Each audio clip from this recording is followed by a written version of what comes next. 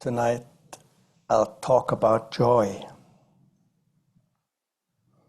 So let's first see what joy could be. At first sight, it doesn't seem so easy to discern and tell apart the different feelings and mind states such as pleasure, delight, bliss, rapture, happiness, or joy. Wikipedia says, joy is a spontaneous emotional reaction to a situation, a person, or a memory. It can take different forms and intensities of pleasant feelings. It can manifest on a scale ranging from a smile to a cry of joy. These emotions are in themselves neither good nor bad, says Wikipedia.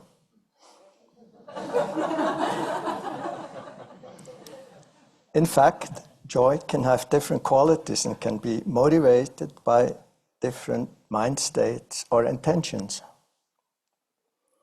Erich Fromm, for example, distinguishes between pleasure as a short-time high and joy as a feeling one experiences on the path to human self-realization. For Fromm, joy as a life principle stands in contrast to pleasure as a life principle. The latter, that's pleasure, being the hallmark of a consumer society. Pleasant experience or pleasure can come along with joy, but also with worry or other difficult mind states. If one sits in a pleasantly warm bathtub with nice foam and fragrance, but worries about business, pleasant but no joy. It's a pleasant experience. Does not guarantee joy. Is it really funny? Is it really funny? Okay. Ajahn Viradhammo, Ursula's teacher, over there, the picture. He goes even further, saying, to look for true happiness and joy in sense experience is like looking for a hot meal in the refrigerator. The Buddhist psychology, the Abhidhamma, makes the following distinction. Joy, that is piti, on one hand, is a mental factor, or a cetasika in Pali. Pleasantness, sukha, as an experience, is a feeling tone, is a vedana. Here's what this means, and this is relevant, I feel. Joy can be cultivated. Pleasant experience only comes in dependence on certain situations or circumstances. We can manage to get an object or a situation that gives us a pleasant experience, if we're lucky, if it works out, but we cannot cultivate pleasantness. I find that interesting. Well, we can cultivate joy. Yet even though joy can be developed or cultivated while pleasantness cannot, we strangely enough keep on running after pleasure more than we're looking for genuine joy. Maybe because it's easier to get if it works out. Within different kinds of joy, we have those ethically or karmically wholesome, unwholesome, or neutral. Rejoicing in someone's happiness or goodness, as in the case with sympathetic joy, with mudita, would be an ethically wholesome joy. Rejoicing in the bad fortune of someone, as for example with maliciousness or schadenfreude, would be an unwholesome joy. Being happy about the day's weather is probably an ethically neutral joy, if the weather is nice. When we talk about the cultivation of joy here, we mean, of course, karmically or ethically positive or wholesome joy, kusala. In its positive, wholesome aspect, joy is an important and powerful quality on the path to the end of suffering, on the path to happiness and to liberation. For one, joy in the form of piti is a factor of deep collectedness, a so-called jhana factor. It means joy is a substantial aspect of a collected, calm, and wakeful mind, along with applied attention, sustained attention, happiness, and one-pointedness, of which Carol spoke the night before. Joy is also a so-called factor of awakening, or sometimes called factor of enlightenment, which means it has to be present in heart and mind for deep, liberating insight to arise.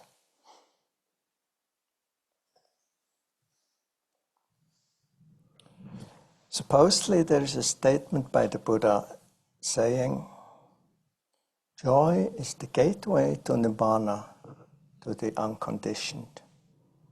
I must confess that I have yet to find the source. But joy definitely is listed as a factor of awakening.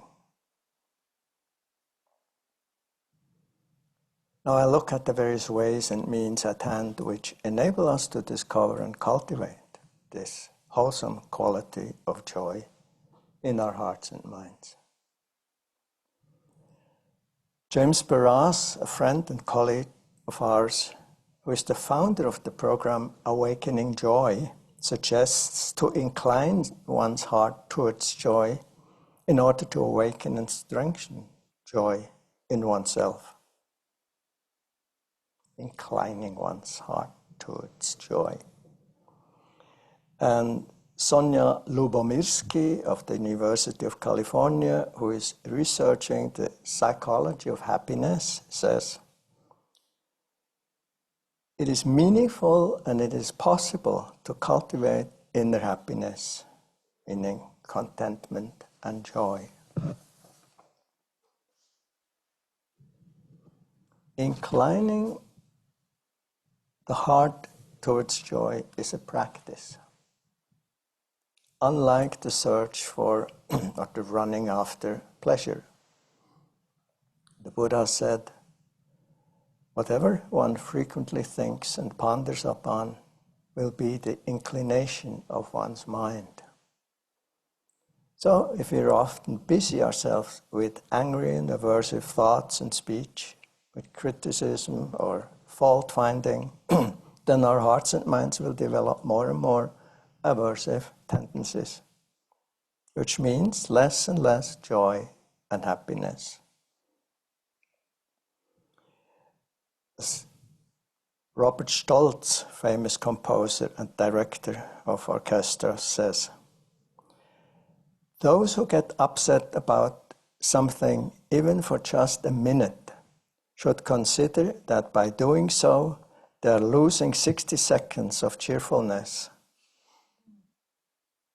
Interesting. If we occupy ourselves with thoughts of wanting and desire for more or better or newer or more pleasant, whatever, then our hearts and minds will get lost in tendencies of greed and attachment more and more, which again means less joy, less happiness.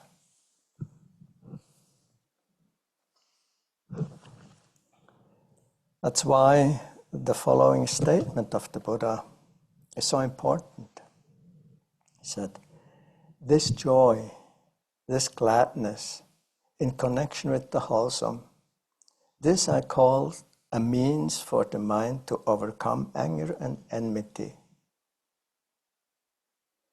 We have to incline our hearts consistently, again and again, towards the wholesome if we want to strengthen a tendency towards joy.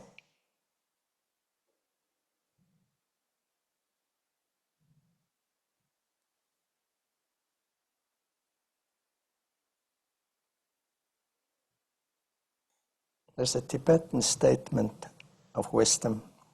Yes. Everything rests on the tip of motivation, or on the tip of intention, of Absicht. It's not so much that what we do, then the intention or motivation behind what we do, which decides what effect it will have on us. So it's not enough to wish for joy or to develop a longing for it. Rather, we need to decide for it and find out how we can lean towards more and more that quality or state of mind of joy.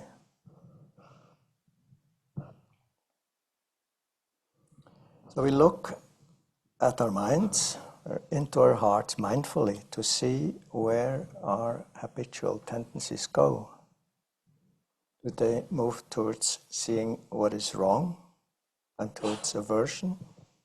Or do they move towards seeing what we could get, what we could acquire, what we could possess with desire or craving? Or do they move towards getting lost in this or that irrelevant topic with delusion and carelessness? Or are we consciously choosing wholesomeness, inclining our heart towards openness, towards generosity or kindness, and with this, towards joy? We can choose to do the latter. We can exercise ourselves in doing it more and more often. Basically, we could do it all the time. There's actually no need at all, no meaning or help to turn towards aversion or towards greed. But it's such old habits.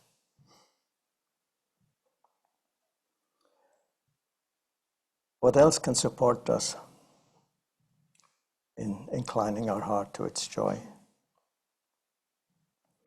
To consciously notice these wholesome states of joy when they're present. For example, here in meditation, or in any situation, when are they present? You have to be mindful enough to notice when they're present. Is it when I'm trying to get more out of a situation or experience, or when I'm open and generous and compassionate? Is it when I'm criticizing, when I'm aversive, or when I'm supportive? How does it feel when these wholesome states are present? Can I feel it in the body? How does it feel in the body? What is the feeling like? Is it warm, melting, exciting, inspired? Is it maybe some kind of energetic radiance? Or is it a calm feeling of connectedness? What is this joy of the wholesome? And again, what is the difference to pleasant? We need to learn to be with joy. And in this respect, it is good to know that it is already in us. Just like metta and karuna and all those wonderful qualities. It's another facet of this beautiful jewel within us. So, can we reconnect with it? That's what we have to do, because we can't really make it. We couldn't invent it if it were not already there. Babies already have it. They show joy quite spontaneously. It's not like mommy first taught them, you have to do so. Or do they? It must be our innate nature. Just think of what Angelius Silesius refers to in his famous poem. I'll read it in German first, since he wrote it in German. Ich komme, ich weiß nicht woher. Ich bin, ich weiß nicht wer. Ich sterb, ich weiß nicht wann. Ich gehe, ich weiß nicht wohin. Mich wundert, dass ich so fröhlich bin. In German it rhymes, so here's the meaning in English. I come, I don't know from where. I am, I don't know who. I die, I don't know when. I go, I don't know where to. I wonder why I'm so joyful. For all this to become possible, we need right mindfulness, wise awareness and presence. I think they're necessary for the awakening of joy. In the Satipatthana Sutta, the discourse on mindfulness, the Buddha states that this right or wise mindfulness is the means for the overcoming of sorrow and lamentation, of suffering and discontent, and for the realization of Nibbana, the highest happiness. Mingyu Rinpoche, the younger brother of Tsoni Rinpoche in the middle here, he has worked with neuroscientists, having his brain checked through neuroimagining devices like PETs and fMRTs while meditating. They found that during meditation, the areas of happiness in his brain were 700 times more active than what they are in normal people. He is, of course, a very extraordinary, gifted practitioner. But in any case, mindfulness, awareness, meditation seem to help. And the last point, there are also a few things one can do outwardly, and some of this relates more to daily life than to the retreat situation. As Lubomirsky strongly suggests, take care of your body, moving one's body, stretching, swimming, running, hiking, walking, qigong, chanting or singing, not here, please. It brings aliveness, gets the energies moving. It might be ethically neutral joy, yet still worthwhile. To move in nature connects us with life, which we are, which we always have been. I want to read a few verses connected to nature, written by Mahakassapa, one of the Buddha's main disciples. He was known as a very strict and austere ascetic, and it comes as quite a surprise to hear his verses expressing love and enthusiasm for nature and its beauty. This is Kassapa. Where some are exhausted, climbing the rocks, there Kassapa, the awakened one's ear, climbs mindful, alert, and strengthened by his mental powers. Returning from his alms rounds, climbing the peak, Kassapa, absorbed in meditation, free from clinging, his duty done, unbound. And he goes on, strung with garlands of kareri flowers, this patch of earth delights the mind. The lovely calls of elephants sound, these rocky crags refresh me so. The shimmering hue of darkening clouds, cool waters and pure streams flowing, covered by Indra's ladybugs, those rocky crags refresh me so.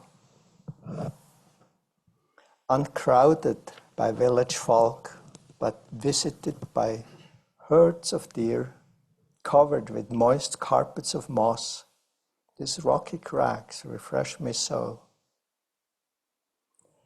There is not so much joy for me in the music of a 5-piece band as there is when my mind is at one, seeing the Dhamma aright.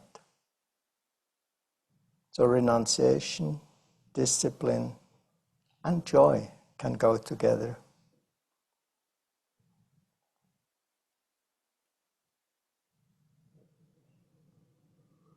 Next, I'd like to list specific practice aspects through which joy can be encouraged and supported.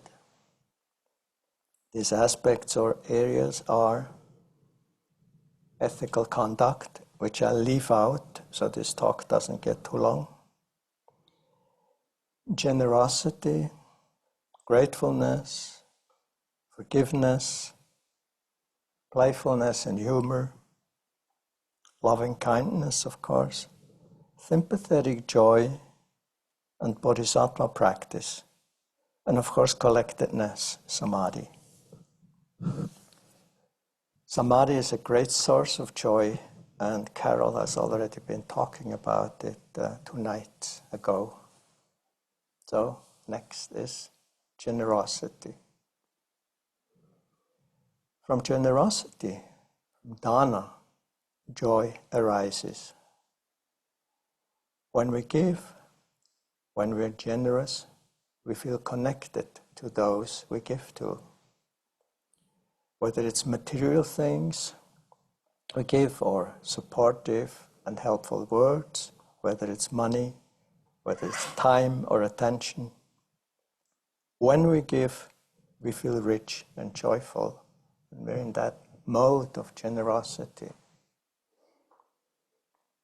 Generosity is not simply a human virtue, but it is a so-called paramita, one of the perfections bodhisattvas cultivate and Buddhas have realized, accomplished, and completed. Generosity weakens and overcomes desire, attachment, grasping, and stinginess, and therefore is a very liberating and unburdening quality of the heart.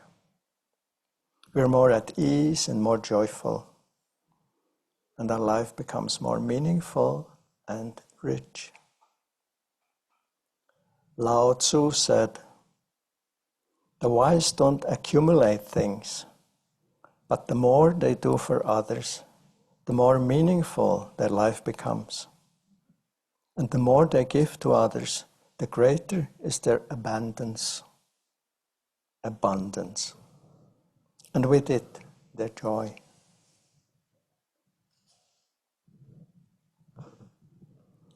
So, ethical conduct, collectedness, generosity. Next is gratitude. Gratefulness is another source of joy. Celia Thaxter wrote, "There shall be eternal summer in the grateful heart." Sounds good if you like summer.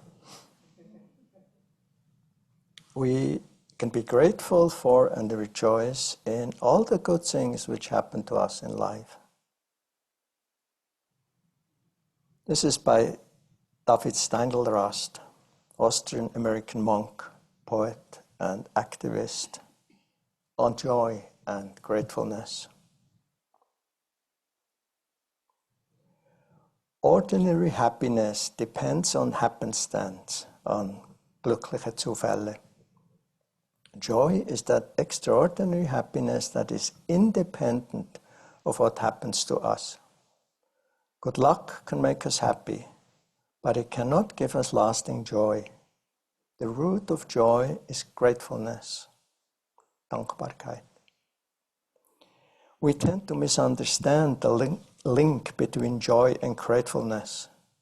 We notice that joyful people are grateful and suppose that they're grateful for their joy. But the reverse is true. Their joy springs from gratefulness. If one has all the good luck in the world, but takes it for granted, it will not give one joy. Yet even bad luck will give joy to those who manage to be grateful for it. We hold the key to lasting happiness in our mind, in our own hands. For it is not joy that makes us grateful, it is gratitude that makes us joyful.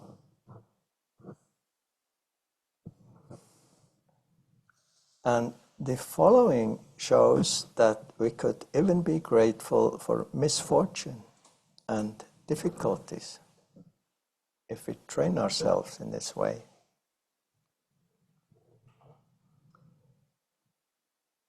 It's die hohe Schule der Dankbarkeit. We can be grateful for not knowing everything because it gives us the opportunity to learn. We can be grateful for difficult times. In these times, we can grow inwardly. We can be grateful for our limitations, since they give us a chance to make progress. We can be grateful for each new challenge because they strengthen our character. We can be grateful for our mistakes, since they provide us with valuable lessons. Though it's easier to be grateful for the pleasant and the good things, it's those who are also grateful for setbacks and mistakes who have a rich and fulfilled life. Gratefulness can transform what is negative into what is positive. If we find a way to be grateful for our problems, they become blessings. And if we can be grateful for these blessings, this causes great joy to arise in us.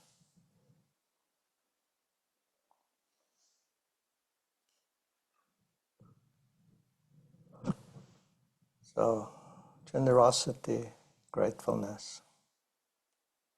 Next quality, forgiveness. To be able to forgive, to really forgive, is joyful. It's a kind of gift. Vergeben is the word in German. Whatever grudge we hold against someone burdens our shoulders and weighs on our heart. Here's a story. It's by Derek Lin. It's called the Tao of Forgiveness.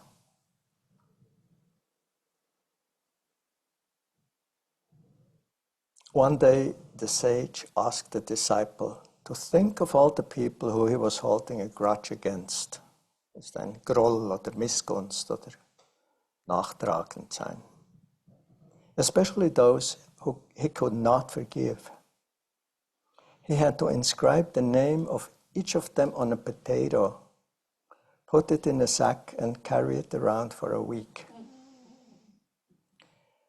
Carrying the sack was not particularly difficult, but after a while it became more of a burden. It began to get in the way, and it seemed to require more effort to carry. After a few days, the potatoes began to rot, so in addition to the weight, there was a disgusting smell. Once the week was over, the sage inquired how things had been. The disciple said, "When we're unable to forgive others, we carry negative feelings with us, much like these potatoes. They become a burden to us, and after a while, begin to fester and stifle our well-being. We can only lighten the burden by forgiving. I've decided to forgive all my transgressors, even though it requires much effort, and I have to be willing to let go again and again." The master smiled, and then she said, "Very well then, you can remove all the potatoes now. Or, were there any people who transgressed against you recently or today?" The disciple felt panic when he realized his empty sack was about to get filled up again. Then he asked, "But Master, if the potatoes are negative feelings, what then is the sack?" The sack is that which allows to hold on to negativity. What allows to hold on to negativity. It is something within us that makes us dwell on feeling offended. It is our inflated sense of self-importance, our identification with, and our grasping of it. When we let go of the sack, then things that people do or say against us no longer seem to be much of a problem. In that case, we won't have many names to inscribe on potatoes, and no more weight to carry around, and no more bad smells that can stifle our joy. The Tao of forgiveness is the conscious decision to not just remove a few potatoes, but to relinquish the entire sack.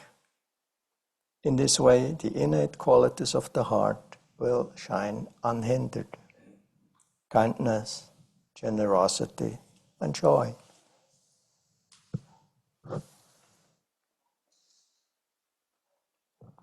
So giving, gratefulness, forgiving. An inexhaustible source of cheerfulness and joy is, of course, humor. Not so much the humor at the expense of others, but the laughing, or at least smiling, about ourselves, about oneself, our own importance, our personal difficulties and dramas. When we are ready and willing to not take ourselves too serious and to smile about our fate, cheerfulness and joy appear where otherwise resentment or worry might be present. So humor is enjoyable. Equally enjoyable is a playful approach to oneself and to life. Some people prefer to approach practice, for example, in a grim and dogged way, believing this to be virtues. Sometimes, strangely enough, we even prefer worry or concern and suspicion over being happy. Here's an illustration. A man said to his colleague, "I'm worried that my wife might be unfaithful." The colleague inquires, "Are there any indications for this?" The man replies, "No, not really, actually none at all. But it's this uncertainty that drives me insane." We can do that. Worry, be upset, be concerned, for no reason whatsoever. It's almost like, why be cheerful and happy when one could be worried and miserable? At times we may even believe that playful and light equals a lack of discipline and earnestness, while in fact the ideal combination of right effort is cheerful and earnest, at ease and disciplined. That's what allows for clarity, depth, and joy.